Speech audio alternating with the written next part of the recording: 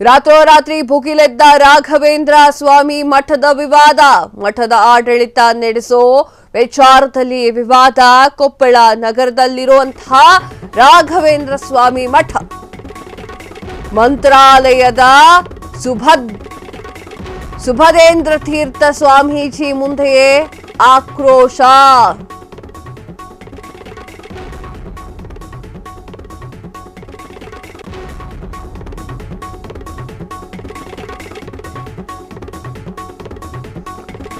ಈ ಸಮಯದಲ್ಲಿ ಕೊಪ್ಪಳ ರಾಯರ ಮಠ ಮಂತ್ರಾಲಯ ಮಠಕ್ಕೆ ಸೇರಿದೆ. 1971ರಲ್ಲಿ ಮಂತ್ರಾಲಯ ಮಠಕ್ಕೆ ಸುಫರ್ದಿ ಕೊಟ್ಟ ದಾಖಲೆ ಇವೆ ಅಂತ ಹೇಳಿದ ಮಂತ್ರಾಲಯ ಮಠದ ಸ್ವಾಮೀಜಿ ಮಾತಿಗೆ ಆಕ್ಷೇಪ ವ್ಯಕ್ತಪಡಿಸಿದ ಕೆಲ ಭಕ್ತರು.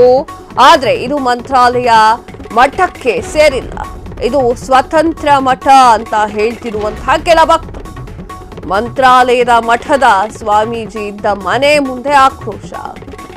ಸದ್ಯ ಯಥಾಸ್ಥಿತಿ ಕಾಯ್ದುಕೊಂಡು ಹೋಗುವಂತೆ ಹೇಳಿರುವಂತಹ ಸ್ವಾಮೀಜಿ ಮಠದಲ್ಲಿ ನಡೆಯಬೇಕಿದ್ದಂತಹ ತುಲಾಭಾರ, ರಾಮದೇವರ ಪೂಜೆ, ನಡೆಯಬೇಕಿದ್ದಂತಹ ಕಾರ್ಯಕ್ರಮಗಳನ್ನ ದಿಢೀರನೆ ರದ್ದುಗೊಳಿಸಿದ್ದಂತಹ ಸ್ವಾಮೀಜಿ.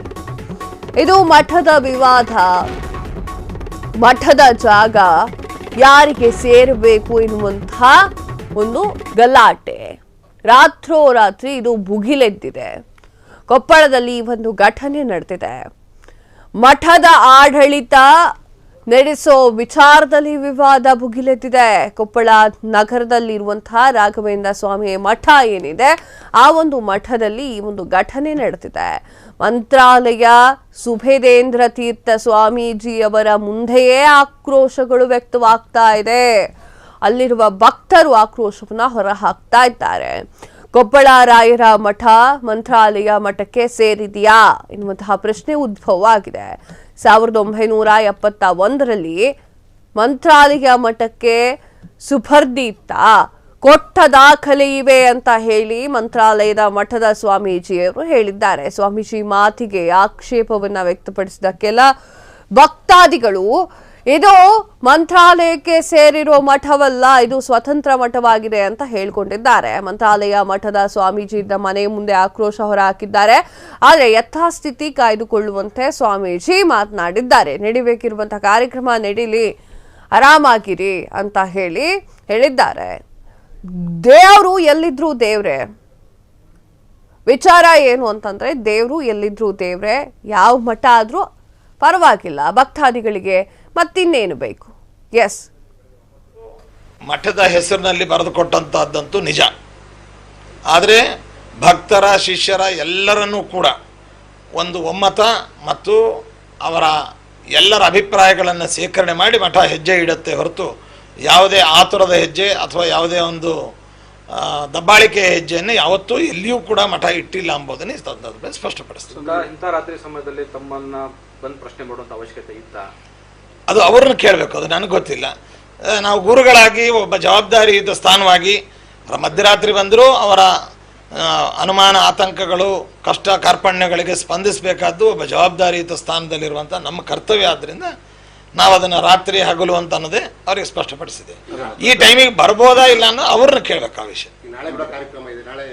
ಈಗ ನಾಳೆ ದಿವಸ ಇಲ್ಲಿ ಪೂಜಾರಾಧನೆ ಎಲ್ಲ ಇತ್ತು, ಆದರೆ ಪಾಪ ಅವರಿಗೆಲ್ಲ ಒಂಥರ ಭಯ, ಆತಂಕ, ಗೊಂದಲ ಇರುವಾಗ ಇಂಥ ಸಂದರ್ಭದಲ್ಲಿ ಮತ್ತೆ ಅವರ ಒಂದು ಭಯಕ್ಕೆ ಅವಕಾಶ ಆಗಬಾರ್ದು.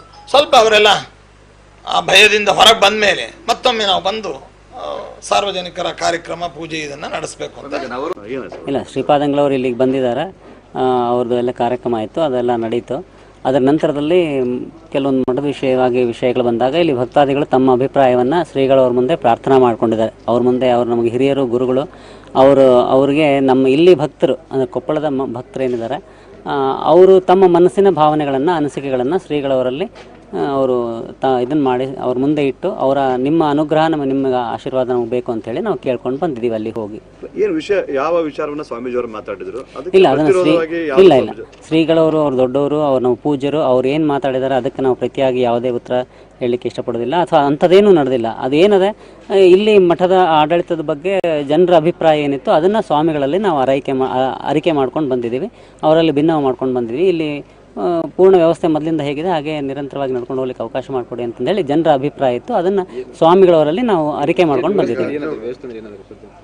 ಅದನ್ನು ಡೀಟೇಲ್ ಆಗಿ ಇನ್ನು ಮುಂದಿನ ದಿನಗಳಲ್ಲಿ ನಾವು ಅವರು ಗುರುಗಳು ಹೇಳಿದರು 71ರೊಳಗೆ ನಮ್ಮ ಮಠದ ಸೂಪರ್ ದೀಪ್ ಕೊಟ್ಟಿದ್ದಾರೆ ಅಂತ ಅವ್ರು ಹೇಳ್ತಾ ಇರುವಂಥದ್ದು. ಇಲ್ಲ, ಅದ್ರ ಬಗ್ಗೆ ಈಗ ನಾ ಏನು ಹೇಳೋ ಸ್ಥಿತಿಯೊಳಗಿಲ್ಲ. ಯಾಕಂದರೆ ಗುರುಗಳು ಹೇಳಿದಾರಲ್ಲ, ನಾವು ಅದನ್ನ ಮುಂದಿನ ಹೆಚ್ಚಿನದೇನು ಈಗೇನು ಹೇಳೋ ಸ್ಥಿತಿಯೊಳಗೆಲ್ಲ ಹೇಳೋದಿಲ್ಲ. ಅದ್ರ ಬಗ್ಗೆ ನೋ ಕಮೆಂಟ್. ಅವರು 71ರಲ್ಲೇ ನಮ್ಮ ಮಠವನ್ನು ಅಲ್ಲ, ಅದು ಈಗ ಅದನ್ನು ಹೇಳಲಿಕ್ಕೆ ನಾನು ಅಧಿಕೃತ ವ್ಯಕ್ತಿನೂ ಅಲ್ಲ, ಆಡಳಿತ ಮಂಡಳಿಯವರು ಅದನ್ನ ಹೇಳಬೇಕಾಗ್ತದೆ. ನಾನು ಎಷ್ಟು ನಾವೇನಲ್ಲಿ ಸ್ವಾಮಿಗಳ ಹತ್ರ ನಡೀತೋ ಅದನ್ನು ನಾನು ನಿಮಗೆ ಹೇಳ್ತಾ ಇದ್ದೀನಿ. ಈಗ ಈ ಮಠ ಯಾವ್ದಾದ್ರು ಒಂದು ಮಠಕ್ಕೆ ಸೇರಿದನ ಅಥವಾ ಇದು ಇಂಡಿಪೆಂಡೆಂಟ್? ಕೊಪ್ಪಳದಲ್ಲಿ, ಇದು ಕೊಪ್ಪಳದ ಮಧ್ಯದಿಂದನೂ ಇಲ್ಲಿಯೇ ಸ್ವತಂತ್ರವಾಗಿ ಇಲ್ಲಿನ ಜನರೇ ಇದನ್ನು ಸ್ವತಂತ್ರವಾಗಿ ಇದನ್ನು ಚಾಲನೆ ಮಾಡ್ಕೊಂಡು ಬಂದಿದ್ದಾರೆ, ನಡ್ಸ್ಕೊಂಡು ಬಂದಿದ್ದಾರೆ. ಅದು ಮಠದ ಸಂಪ್ರದಾಯದಂತೆ ಹೆಂಗೆ ನಡಿಬೇಕು, ಅಲ್ಲಿ ಮಂತ್ರಾಲಯದಾಗ ಏನು ನಡೀತಾ ಇದೆ ಹೆಂಗೆ ನಡಿಬೇಕು ಅದೇ ರೀತಿ ನಡೀತಾ ಇದೆ. ಅದಕ್ಕೆ ಸ್ವಾಮಿಗಳು ಅವರು ಹೇಳ್ತಾರೆ, ಅವರೇ ಅದನ್ನು ಮನ್ನಣೆ ಮಾಡಿದ್ದಾರೆ, ಅವರೇ ಸಾಕಷ್ಟು ಸಾರಿ ಅದನ್ನು ಹೇಳಿದ್ದಾರೆ. ಅದ್ರ ಬಗ್ಗೆ ಏನು ಭಿನ್ನಾಭಿಪ್ರಾಯ ಇಲ್ಲ. ಹಾಗಾಗಿ ಅದು ಇಲ್ಲೇನಿಲ್ಲ. ಮತ್ತೆ ಯಾವ ಕಾರಣಕ್ಕಾಗಿ ಇಷ್ಟೆಲ್ಲ ಸ್ವಲ್ಪ ಗೊಂದಲ ಆಯಿತು ಏನು ಅಂತ? ಇಲ್ಲ, ಅದೇ ಜನರ ಭಾವನೆಗಳಿಗೆ ಕಲ್ಕೊಂಡಾಗ ಅದೇ ಆಡಳಿತದ ಬಗ್ಗೆನೇ ಅದು ಸ್ವಲ್ಪ ಅದನ್ನು ಹೇಳ್ತಾರಲ್ಲ, ಕಮಿಟಿಯವ್ರು ಹೇಳಬೇಕಾಗ್ತದೆ. ಅದನ್ನು ನಾನು ಹೇಳಲಿಕ್ಕೆ ಅಧಿಕೃತ ವ್ಯಕ್ತಿ ಅಲ್ಲ, ಅದನ್ನು ಹೇಳ್ತಾರೆ ಅಷ್ಟೇ. ನಮ್ಮ ಬೇಡಿಕೆ ಜನರ ಎಲ್ಲ ಕೊಪ್ಪಳದ ಆಸ್ತಿಕ ಬಂಧುಗಳ ಒಂದು ಅಭಿಪ್ರಾಯ ಏನಿತ್ತು, ಅವರ ಮನಸ್ಸಿನ ಭಾವನೆಗಳೇನಿದ್ದು ಅದನ್ನು ನಾವು ಶ್ರೀಗಳವರಲ್ಲಿ ಭಿನ್ನ ಮಾಡ್ಕೊಂಡು ಬಂದಿದ್ದೀವಿ. ಈಗ ಯಾವ ರೀತಿ ಇರಬೇಕಂತೀರಿ ಮುಂದೆ ಈ ರಾಯರ ಮಠ ಯಾವ ರೀತಿ ಇರಬೇಕಂತೀರಿ? ಇಷ್ಟು ದಿನ ಹೆಂಗಿತ್ತು ಹಾಗೆ ಅಂತ ಹೇಳ್ತೀವಿ. ಅದು ಇಂಡಿಪೆಂಡೆಂಟ್ ಆಗಿರಬೇಕು. ಇಂಡಿಪೆಂಡೆಂಟ್ ಇಲ್ಲಿ ಜನ ಅಲ್ಲ, ಇಲ್ಲಿ ಲೋಕಲ್ ಜನನೇ ಅದನ್ನು ಆಡಳಿತ ಮಾಡಿಕೊಂಡು ನಿರ್ಸ್ಕೊಂಡು ಹೋಗ್ತಾರೆ. ಅದನ್ನು ಮಂತ್ರಾಲಯದ ಎಲ್ಲ ಆಚರಣೆಗಳಿಗೆ ವಿಹಿತವಾಗಿ ಅಲ್ಲಿ ಏನು ನಡೀತದೆ ಅದೇ ರೀತಿ, ಅದಕ್ಕೆ ಯಾವುದೂ ವಿರುದ್ಧ ಇಲ್ಲಾರ್ದಂಗೆ ನಡೆಸ್ಕೊಂಡು ಹೋಗೋದಂಥ ವ್ಯವಸ್ಥೆ ಬೇಕು ಅಂತ ನಾವು ಇಷ್ಟಪಡ್ತಾರೆ ಜನ. ಆ ಥರದ್ದೇನೂ ಇಲ್ಲ. ಅದನ್ನು ಅದು ಆಡಳಿತ ಮಂಡಳಿಯವ್ರು ಹೇಳಬೇಕಾಗ್ತದೆ.